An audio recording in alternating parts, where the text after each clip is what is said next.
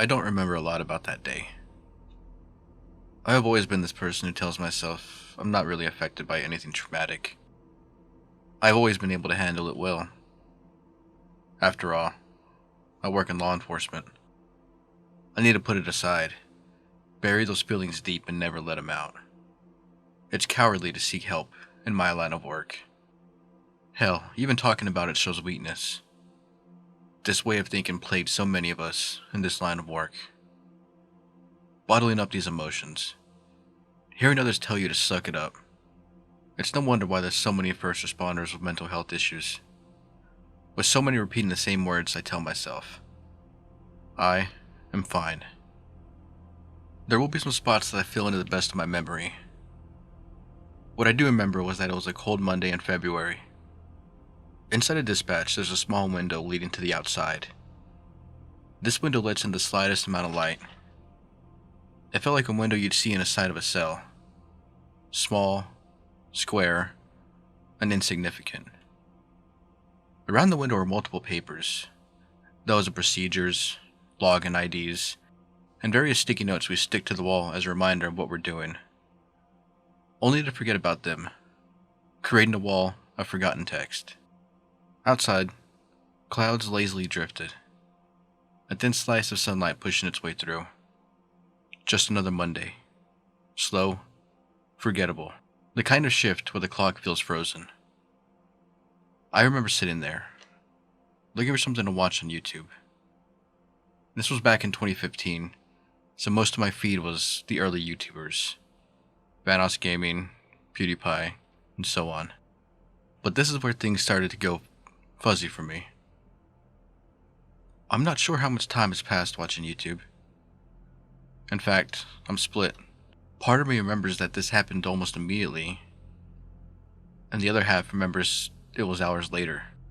But before I get to this call, I have to lay some foundation. Our comm center ran with just one dispatcher on duty.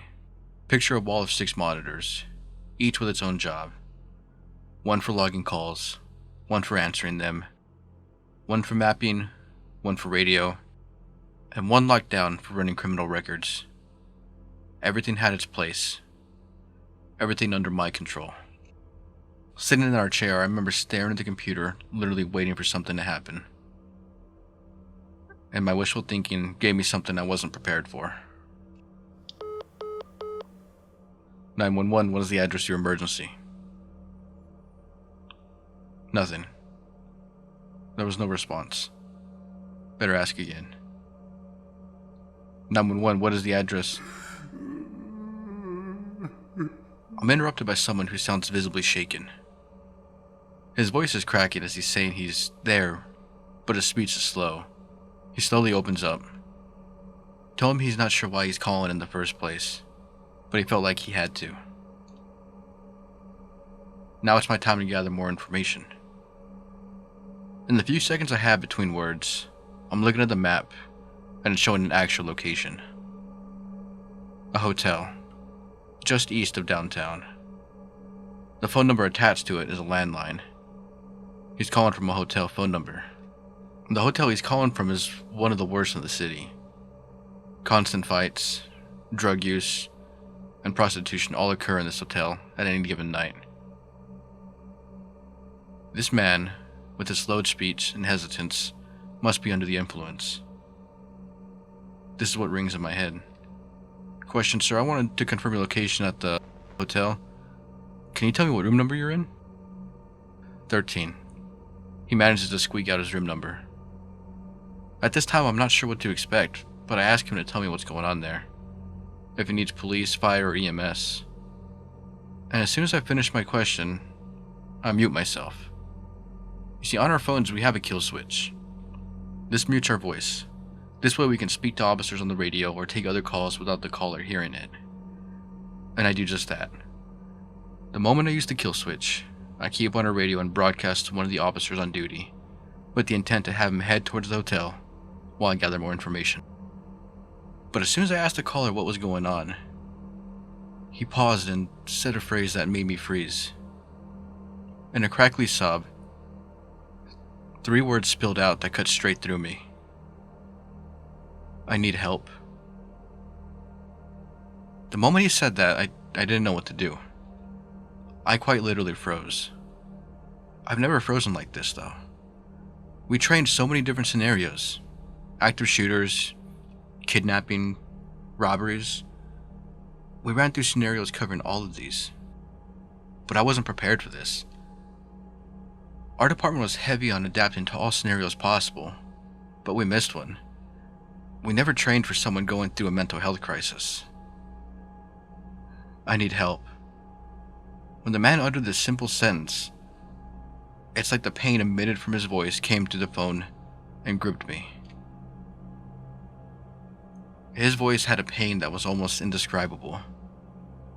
A wide variety of emotions could be heard from this man. Sorrow, shame, and worst of all, confusion. This man didn't know why he was calling, but he knew that he had to. 608 to dispatch, go ahead. The radio traffic from the officer snapped me out of my daze. I had called out to him, but I never responded.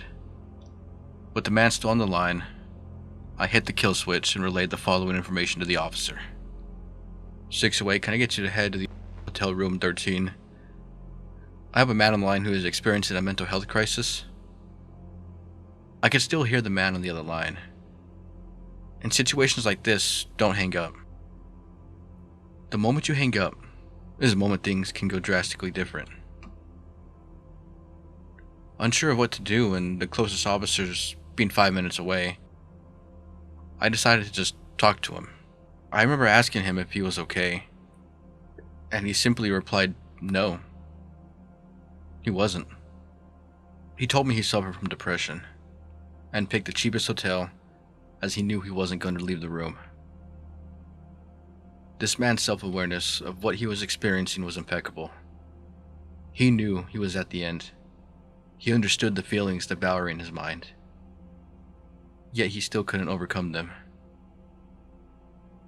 It took this man being at the end of his life to reach out for help. He went on to explain that he knew what he was about to do was a permanent solution to a temporary problem.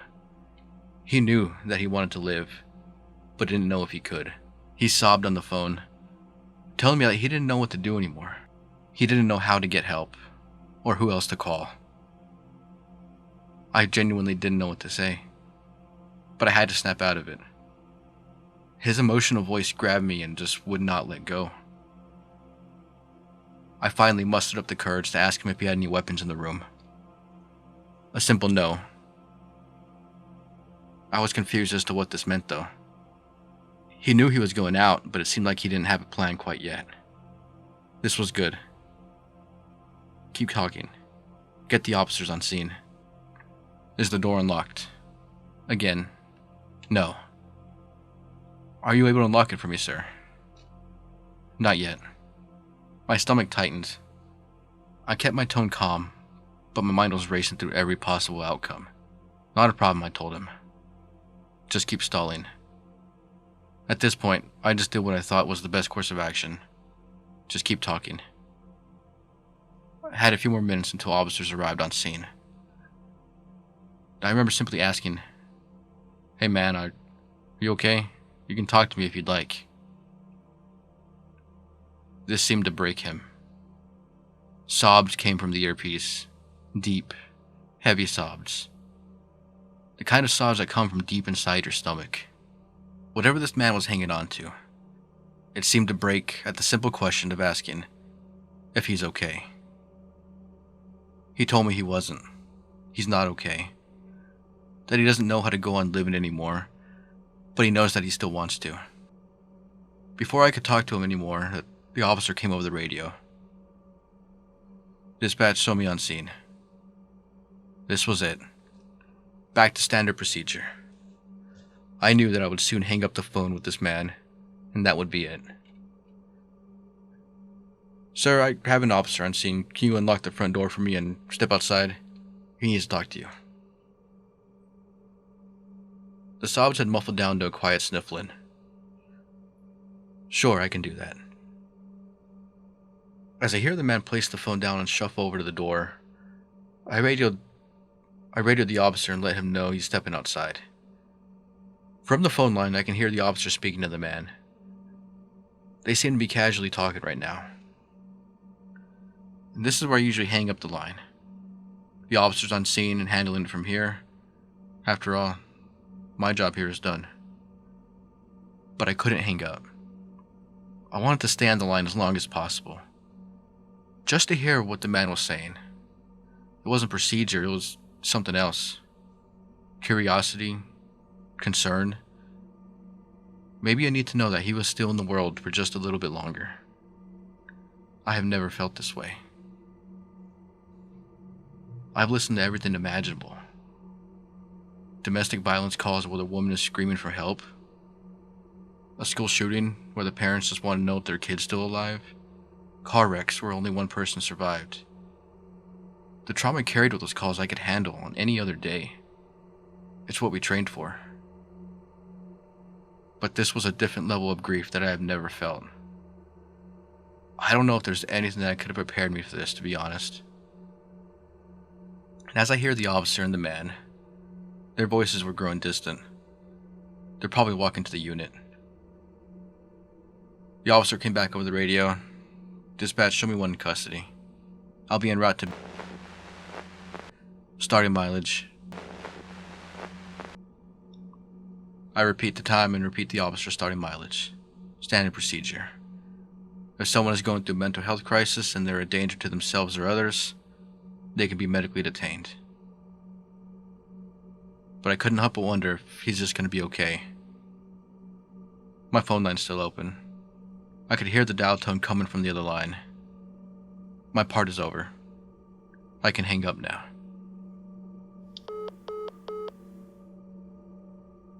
As short as this call was, it impacted me severely. And I would love to say that this story had a happy ending. That the man who sought help got the help he needed and went on to live a fulfilled and happy life. The harsh reality of working as a 911 operator is there is no ending. I will never know what happened to that man. Once the officer cleared and this man was under supervision of the medical facility he was taken to, that's the end of the story for me. I cannot remember his name. I can't even remember anything else about that day. I can only recall those few minutes where I spoke to him.